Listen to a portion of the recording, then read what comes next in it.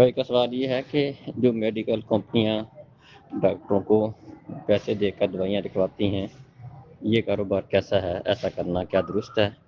ये तरीक़ेकार दुरुस्त नहीं है, क्योंकि इस तरह धोखे से मरीज़ से पैसे निकलवाए जाते हैं। वो सारे पैसे मरीज़ से निकलते हैं, डॉक्टर पे बंद होता है, वो मखसूस दवाइयाँ लिख के देता है।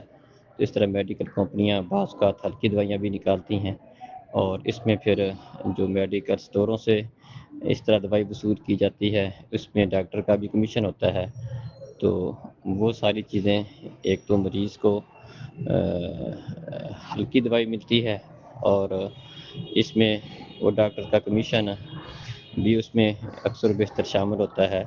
तो इस तरह मजबूर करके उसको मखसूस दवाई के ऊपर मजबूर करके उससे पैसे निकलवाए जाते हैं। तो ये तरीक़ेकार इस लिहाज से दुरुस्त नहीं है। अस्सलाम वालेकुम।